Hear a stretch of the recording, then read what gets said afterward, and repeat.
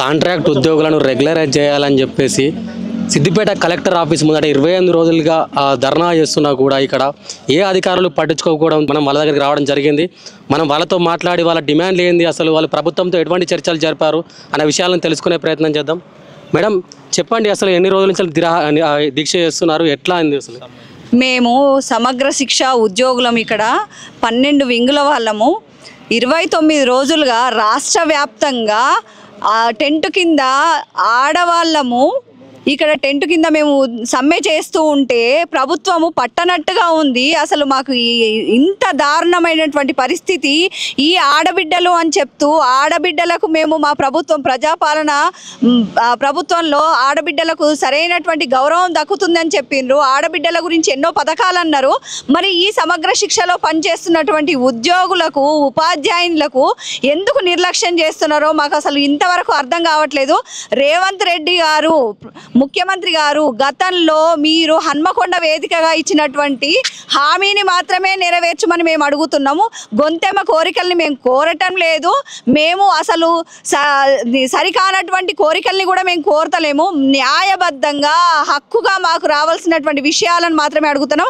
అది మాకు రెగ్యులరైజ్ చేయమంటున్నాము.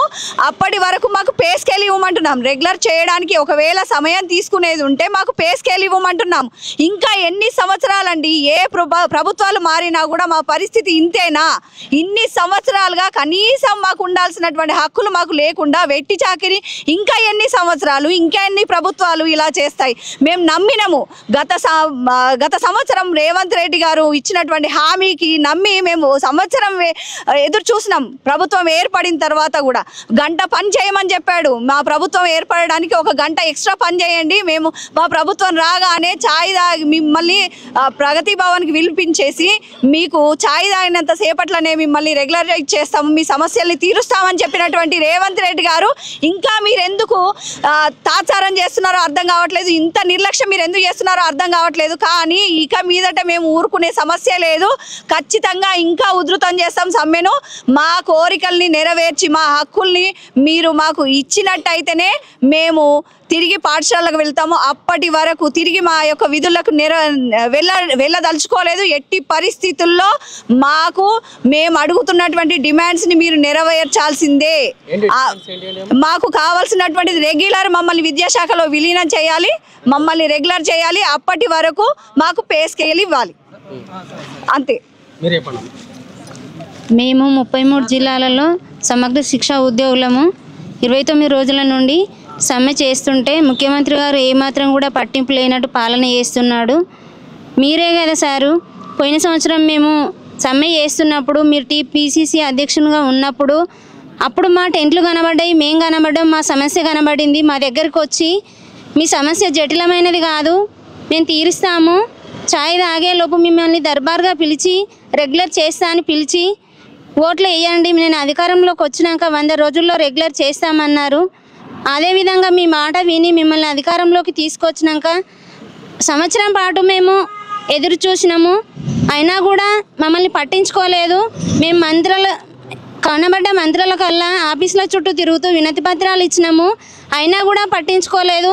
మా ఓపిక చూసి సంవత్సరం పాటు చూసి మేము రోడ్ల మీదకి వచ్చినాము. మేము చాలని జీతాలతోటి బ్రతకడం కష్టమవుతున్నదని 30 రోజుల నుంచి మేము నిరవధిక సమ్మెలు చేస్తున్నా కూడా చర్చలని పిలిచి మమ్మల్ని ఏం లేదు, రెగ్యులర్ చేసే అవకాశం లేదు అన్నట్లుగా మాకు వినిపిస్తున్నారు. అది చాలా బాధాకరమైన విషయము. వెంటనే ముఖ్యమంత్రి గారు స్పందించి మమ్మల్ని రెగ్యులర్ చేయాలని కోరుకుంటున్నాం సార్. ముఖ్యమంత్రి సార్, మా బాధను అర్థం చేసుకొని మమ్మల్ని రెగ్యులర్ చేయండి. మేము సమగ్ర శిక్ష ఉద్యోగులం. మేము గత నెల 6th నుండి స్టార్ట్ చేస్తే ఈ రోజుకి 30 రోజులు గడుస్తుంది. అయినా కూడా ప్రభుత్వం మా పైన ఎలాంటి స్పందన లేకపోవడము, చర్చలకి పిలవకపోవడము, చర్చలతోటే సాధ్యం అవుతుంది అని చెప్పడము.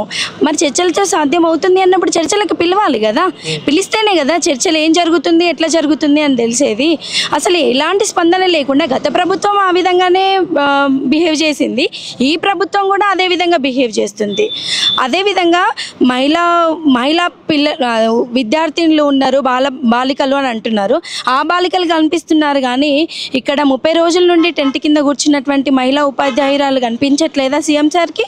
అదేవిధంగా ఆ రోజు 1947లో మన దేశం పాకిస్తాన్గా భారతదేశంగా విడిపోయినప్పుడు ఆ రోజు మన దగ్గర ఎవరైతే నివసించాలనుకుంటే నివసించవచ్చు, ఏదైతే పాకిస్తాన్కి వెళ్ళాలనుకుంటే వెళ్ళొచ్చు అని అన్నారు. వెళ్ళిన వాళ్ళు తిరిగి వచ్చినప్పుడు మళ్ళీ నువ్వు రిసీవ్ చేసుకున్నారు ఆ రోజు ఉన్న కాంగ్రెస్ ప్రభుత్వం. మరి ఈ రోజు మేము తెలంగాణ మహిళలమే కదా, తెలంగాణని ఇప్పుడున్న ప్రభుత్వాన్ని ఎన్నుకున్నటువంటి వాళ్ళమే కదా, మరి మమ్మల్ని ఎందుకు రిసీవ్ చేసుకోలేకపోతున్నావు? మేము అడిగిన దాంట్లో న్యాయపరంగా లేదా? మేము అడిగింది 20 సంవత్సరాల నుండి చేస్తున్నటువంటి వాళ్ళు ఉన్నారు, ఇంకా 5-6 ఏళ్లలో 2 ఏళ్లలో రిటైర్మెంట్ అవుతున్నటువంటి వాళ్ళు ఉన్నారు. నిత్యావసర వస్తువులు పెరుగుతున్నాయి, మాకు వచ్చిన జీతంతో మేము నెలసరి గడవడమే చాలా కష్టంగా ఉంది. ఇంత వేస్తున్నా కూడా నీకు కనిపించకపోవడం చాలా బాధాకరమైనటువంటిది సీఎం సార్. అండ్ ఇంకోటి, మీరు అవుట్ సోర్సింగ్ కాంట్రాక్ట్ వాళ్ళకి చేసేది లేదు అంటే ప్రభుత్వం అనుకుంటే ఎన్ని చేయదు సార్? ఒక మెరిట్ లిస్ట్ తోటి వచ్చినటువంటి జూనియర్ కాలేజ్ లెక్చరర్లను ఏ విధంగా చేసింది గత ప్రభుత్వము? ఇప్పుడు ఎగ్జామ్స్ రాసి వచ్చినాము, మెరిట్ లిస్ట్లో వచ్చినాము, అక్కడ ఉన్నటువంటి విద్యార్థుల కంటే మా విద్యార్థులు 40 రేట్లు 30 రేట్లు ఎక్కువ ఉన్నటువంటి వాళ్ళు. మేము వాళ్ళని చూడట్లేదా? వాళ్ళ బాగోగులు చూడట్లేదా? ఇప్పుడు పిల్లల దగ్గరికి వెళ్ళండి, టెంట్ తీసేయండి అంటారు. పిల్లల్ని ఇన్ని రోజులు మేము భద్రంగానే చూసుకున్నాము, కానీ ఏ గవర్నమెంట్ మాకు బిరుదులు ఇవ్వలేదు, అవార్డులు ఇవ్వలేదు, కనీస వేతనం కూడా ఇవ్వలేదు. ఇప్పుడు చూసుకున్నా కూడా అదే విధంగా ఉంది. కానీ ఖచ్చితంగా మా మీద మీరు స్పందించి మాకు రెగ్యులరైజ్ ఇవ్వాలి, లేదు అంటే పే స్కేల్ ఇవ్వండి. పే స్కేల్ ఇచ్చిన తర్వాతనే మేము జీవో వచ్చాకనే వెళ్తాం. మీరు భయపెడుతున్నారు అధికారులతోటి, భయపెట్టండి, తాడో పేడో అయితే లాఠీ చార్జ్ చేస్తారా? మమ్మల్ని ఇంకేదైనా చేస్తారా? పోరాడి తెచ్చుకున్న తెలంగాణ కదా, ఇప్పుడు వచ్చి మీరు లాఠీ చార్జ్ చేస్తామంటే తెలంగాణ సమాజం ఏది ఒప్పుకోదు. ముందుంది గ్రామ పంచాయతీ ఎలక్షన్, అది దృష్టిలో పెట్టుకొని మీరు చర్చలకు పిలుస్తారా, మేము కోరింది ఇస్తారా లేదా అనేది మేము కార్యాచరణలో ఖచ్చితంగా మేమందరం అనుకోవాల్సి వస్తుంది. రాష్ట్ర కమిటీ చర్చించాల్సి వస్తుంది. మేము ఆమరణ నిరాహార దీక్ష వరకు కూడా వెళ్ళాల్సి కూడా వస్తుంది. ఇది ఒక వార్నింగ్ అనుకోండి. మీరు ఇక మేము బుజ్జగించినాము, మీకు రెస్పెక్ట్ ఇచ్చినాము, అన్ని రకాలుగా మాట్లాడినాము, కానీ రెస్పెక్ట్ పోతుంది సీఎం సార్ మీ పైన. మాకు మహిళలము ఎలా కూర్చుంటున్నామో తెలుసా? 30 రోజుల నుంచి కూర్చుంటున్నాము. ఒక్కొక్కరి బాధ మామూలుగా లేదండి. ఇక్కడ రండి, ఒక్కసారి వచ్చి చూడండి టెంట్ల కింద ఎట్లా ఉంటుందని తెలిసేది మీకు. ఎన్ని రోజులు అవుతుందమ్మా ఈ సమయం? 30 రోజులు అవుతుంది సార్. 30 రోజుల నుంచి అంటే ఏ ప్రజాప్రతినిధి అయినా మీ దగ్గరకు వచ్చి మీ సమస్యను?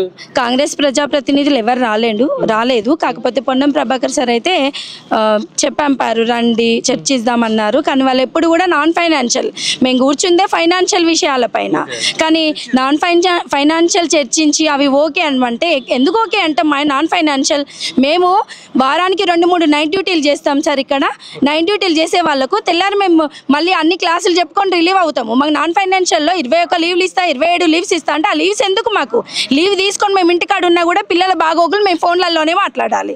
ఈవెన్ ఎస్ఓ అంతే, సిఆర్టీస్ అంతే, పీజీసీఆర్టీలు అంతే, యూఆర్ఎస్లో ఉన్నటువంటి టీచర్స్ అంతే, అకౌంట్స్ అంతే, ఎవరైనా అంతే. ఇప్పటి వరకు మేము సమ్మర్లో ఉండి కదా, నిన్నటి వరకు మొన్నటి వరకు ఈ రోజు వరకు కూడా స్కూల్ విషయాల్లో ఇంకా కూడా మేము నిమగ్నమయ్యే ఉన్నాము. ఇంకా భద్రత వహిస్తూనే ఉన్నాము పిల్లలకి. ఇక భద్రత విషయంలోనే మేము నాన్ టీచింగ్ స్టాఫ్ని దించలేదు, కానీ దించుతాం సార్ ఇక నాన్ టీచింగ్ స్టాఫ్ని. మీరు ఏం చేస్తారో చేయండి, చూద్దాం ఇక. నమస్తే సార్, నా పేరు క్రాంతి కుమార్. సమగ్ర శిక్ష ఉద్యోగిగా గత 3 రోజులు రిలే నిరాహార దీక్షలు, 28వ రోజు సమ్మెలో భాగంగా ఈరోజు ఇక్కడ టెంట్ కింద కూర్చోవడం జరిగింది సార్. మేము దాదాపు 20 సంవత్సరాల నుంచి వెళ్ళి ఈ సమగ్ర శిక్ష కింద 12 వింగులు పనిచేస్తూ ఉన్నాం సార్. ఈ 12 వింగుల లోపల 20 సంవత్సరాల నుంచి వెట్టి చాకరికి గురవుతా ఉన్నాము. చాలని జీతాల నుంచి వెళ్ళి మేము ఈ బతకడానికి చాలా కష్టంగా ఉన్నది. ఈ విధంగా గత ప్రభుత్వంలో కూడా మేము 23 రోజులు సమ్మె చేయడం అనేది జరిగింది సార్. ఆ సమ్మెలో భాగంగా అసలు చాలామందికి కాంట్రాక్ట్ అంటే ఎవరో చెప్తే వీళ్ళకి పోస్ట్ వచ్చిందని అనుకుంటా ఉన్నారు. మేము అట్లా కాకుండా ప్రభుత్వం నుంచి ఒక నోటిఫికేషన్ ద్వారా కలెక్టర్ గారి అనుసంధానంతో, కలెక్టర్ గారి ఆధ్వర్యం లోపల ఒక రోస్టర్, మెరిట్, రిజర్వేషన్, ఇంటర్వ్యూ, తర్వాత ఎగ్జామ్ తోటి మేము సెలెక్ట్ కావడం జరిగింది. అలా వచ్చినటువంటి మాకు అన్ని అర్హతలు ఉన్నాయి. మా దాంట్లో చాలామంది పీజీలు, పిహెచ్డీలు చేసిన వాళ్ళం ఉన్నాము, అందరం పీజీలు చేసే ఉన్నాము, బిఎడ్, ఎంఎడ్ అయిపోయిన వాళ్ళం ఉన్నాము. కాబట్టి మాకు అన్ని రకాల అర్హతలు ఉన్నాయి కాబట్టి మమ్మల్ని రెగ్యులర్ రెగ్యులర్ చేయాలని గత ప్రభుత్వం లోపల 23 రోజులు చేయడం జరిగింది. దాంట్లో భాగంగా హన్మకొండలోని ఏకశిలా పార్క్ దగ్గర మన అప్పుడు ఉన్నటువంటి ఈ CM Revanth Reddy sir PCC అధ్యక్షుడిగా ఉన్నప్పుడు ప్రభుత్వం ఉన్నప్పుడు ఏకశిలా పార్క్ దగ్గరికి వచ్చి ఇది జటిలమైన సమస్య కాదు, ఇది మీ ఛాయ్ తాగినంత సేపట్ల మీకు జీవో ఇచ్చి పంపచ్చు, మిమ్మల్ని రెగ్యులర్ చేయొచ్చు అని హామీ ఇచ్చినారు. మా ప్రభుత్వం గిట్లా వచ్చినట్టయితే 100 రోజుల లోపల మిమ్మల్ని పిలిచి ఛాయ్ తాగే లోపల మిమ్మల్ని మీకు జీవో కాపీ ఇచ్చి మీకు పంపిస్తామని చెప్పడం జరిగింది, రెగ్యులర్ చేసి పంపిస్తామని చెప్పడం జరిగింది. ఆ కాంగ్రెస్ ప్రభుత్వం వచ్చిన తర్వాత 100 రోజులు కాదు 300 రోజులు అయిపోయినా, సంవత్సరం అయిపోయినా కూడా మా గురించి ఒక్కరోజు కూడా పట్టించుకునే పరిస్థితులు లేకుండా అయిపోయింది. అందుకే మా కడుపు మండి ఆకలి కేకలు వేసి మేము ఈ సమ్మె పూనుకోవడం జరిగింది. ఈ సమ్మెలో భాగంగా మా ఎస్ఎస్ఏ వింగు కింద ఉన్న 12 వింగులు అందరం కలిసి ఈ ఏకదాటి మీద ఈ సమ్మె కార్యక్రమం నిర్వహించడం జరుగుతూ ఉన్నది. సీఎం గారు ఇచ్చినటువంటి హామీని వెంటనే మాకు అమలు చేయాలని, రెగ్యులర్ చేయాలని కోరుతా ఉన్నాం. వచ్చేటటువంటి ఈ ఎలక్షన్స్ లోపల అంటే గ్రామ పంచాయతీ ఎలక్షన్ కావచ్చు, ఎమ్మెల్సీ ఎలక్షన్ లోపల, గ్రాడ్యుయేట్ టీచర్స్ ఎమ్మెల్సీ లోపల కూడా మాకు ఓట్లు ఉన్నాయి కాబట్టి ఆ దాంట్లో కూడా మీరు ఈ రెగ్యులరేషన్కి ఇట్లా చేయకపోతే దాంట్లోపల కూడా మీకు ఈ ఎదురు దెబ్బ తగులుతుందని మీరు గుర్తుపెట్టుకోండి. దాదాపు మా మొత్తం రాష్ట్రం లోపల 19,374 మంది కుటుంబాలు ఎస్ఎస్ఏ కింద పనిచేయడం జరుగుతూ ఉన్నది. కాబట్టి వాళ్ళందరినీ కూడా వెంటనే రెగ్యులర్ చేయాలని ఈ సిద్దిపేట జిల్లా సమగ్ర శిక్ష సమ్మె తరఫున మేము కోరుతా ఉన్నాం. గత ప్రభుత్వంలో ఉన్నప్పుడు మన పిసిసి అధ్యక్షుడు రేవంత్ రెడ్డి గారు చాలని వేతనాలతోటి మీరు చాలా కష్టం అనుభవిస్తున్నారు. మన ప్రభుత్వం వచ్చిన తర్వాత మీరు అనుకున్నంత మీరు కడుపు నుండి అన్నం తినేటువంటి జీతాలు మేము ఇస్తాం, మీకు కడుపు నుండి అన్నం పెడతాం, ఆ బాధ్యత మాది. మీరు ఇట్లా రోడ్లపైన కూర్చోవడం మాకు చాలా బాధాకరంగా ఉంది. మా ప్రభుత్వం రాగానే 100 రోజులలో మిమ్మల్ని రెగ్యులరైజ్ చేసి సెక్రటరీ పిలిపించి ఛాయ్ తాగినంత సేపట్లో మీ సమస్యను పరిష్కరిస్తామన్నారు. అయ్యా రేవంత్ రెడ్డి గారు, సంవత్సరం అవుతుంది, 365 రోజులు దాటిపోయినాయి, ఇప్పటికీ మీరు మరి ఛాయ్ తాగలేదా? మా సమస్యలు మీ దృష్టికి రాలేవా? మేము ఎమ్మెల్యేలను, ఎంపీలను, మంత్రులను అందరినీ కూడా కలిసినాం, ఏ ఒక్కరు కూడా మాకు స్పందిస్తలేరు.